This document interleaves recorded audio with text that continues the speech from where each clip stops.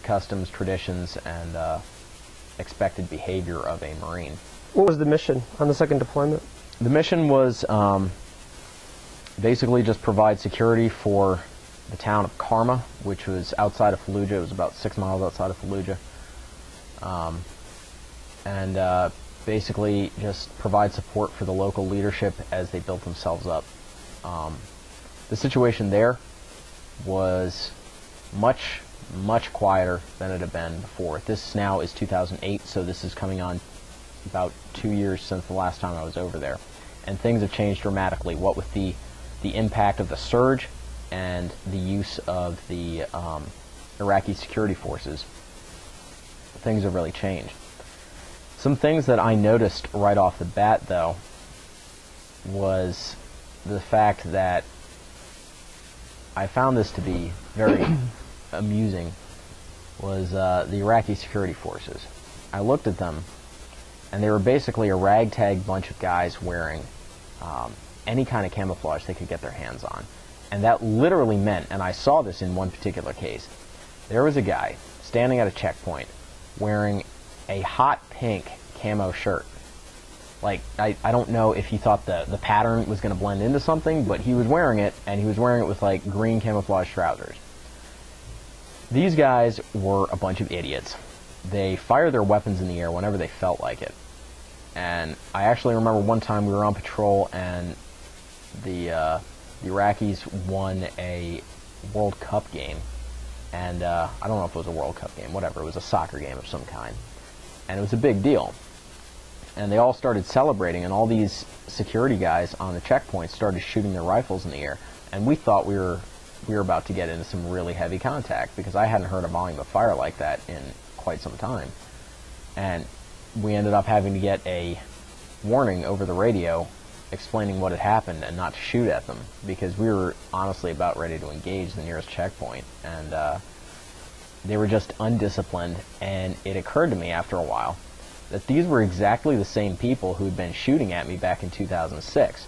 The difference was now the Iraqi government, and probably through them the U.S. government, was paying them about $100 per month to stand on these checkpoints. So essentially we outbid the Al-Qaeda and the terrorist guys who couldn't pay as much to just keep them off the streets. And I mean, some people can look at that in a bad sense. They can say that we were basically paying off the terrorists, but you know, I'd look at it in the sense that we were providing employment for these guys, and there was just no other employment available. So if that's what it takes to provide economic stability for the region, then maybe that was an effective tactic. And as a result of that, I never got into any direct kinetic contact on my second deployment.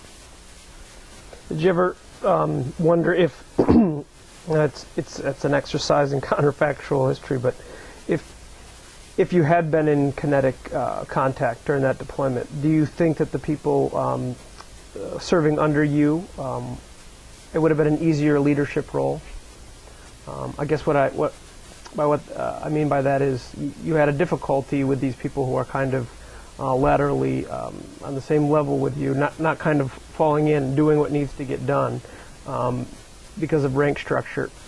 If there's more clear and present danger, if there's more kinetic contact, I mean, do you think that added to the sense of, I don't have to listen to Lance Corporal Guelzo because the danger isn't as real as it was the first go-around? Right. Well, there was an element of that. It was sobering for these guys, because obviously they didn't have the same kind of experience that I did when I first got there. So you're right. You know, they don't understand necessarily the importance of listening to their leadership, and it's not about me trying to be a bigger man or anything like that. It's simply, this is what needs to happen to get the job done.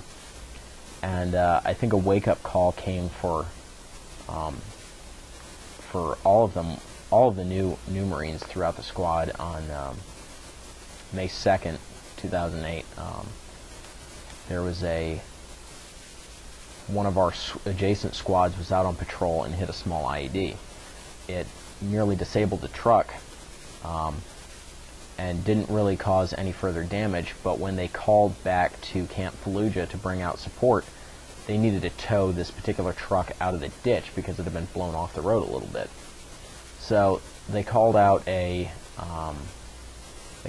maintenance company to come and help us out, and while this company was in transit, they hit an IED probably of about 1,000 pounds of homemade explosive that we were a mile away in a small combat outpost, and it literally shook the building right down to the foundation.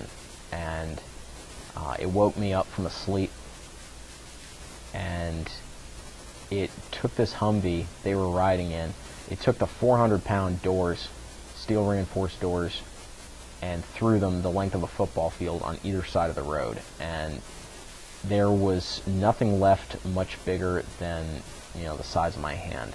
And the company that received the IED blast was so complacent, they didn't even know who was in the truck that had been hit. And they started calling up 9-line medevacs to, calling for help. And they started sending up a medevac request form for casualties. So we reacted immediately to this. We geared up, got outside, and we started setting up a landing zone for an extraction helicopter. And it turned out that they were so confused, they just started automatically sending this 9-line without even determining who was a casualty, and there wasn't a single person alive. They sent us out to respond to this. As soon as they'd figured that out, they sent us out to basically police call this on either side of the road just for body parts and for sensitive gear. And it was a sobering moment for these newer Marines, literally going out there and picking up pieces of someone's son and daughter and putting them into a plastic trash bag to take them back. And I remember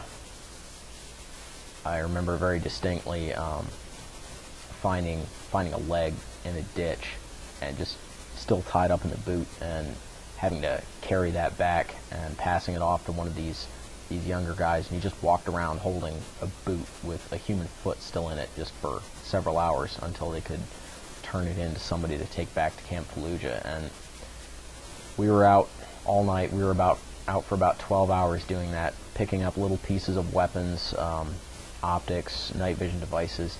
And when we got back,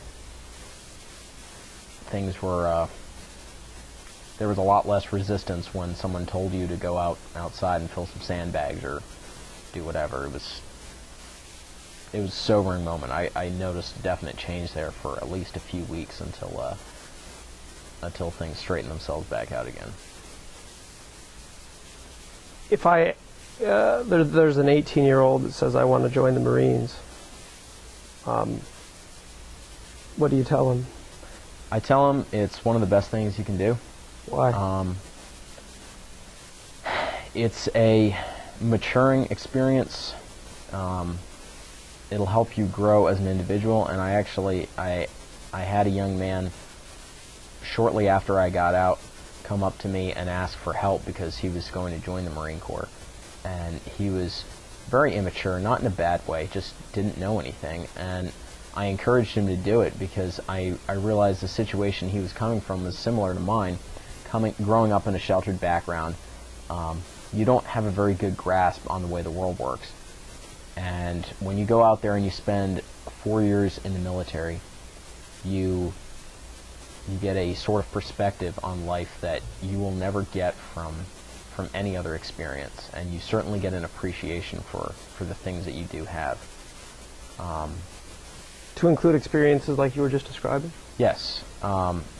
Even the most negative experiences that you can think of they help to build character, and certainly the way that you cope with those problems after the fact is very helpful, and I think is actually it benefits your character. Some people don't react well. They don't deal with with issues of combat stress and post-traumatic stress very well, but I think those who do come away much stronger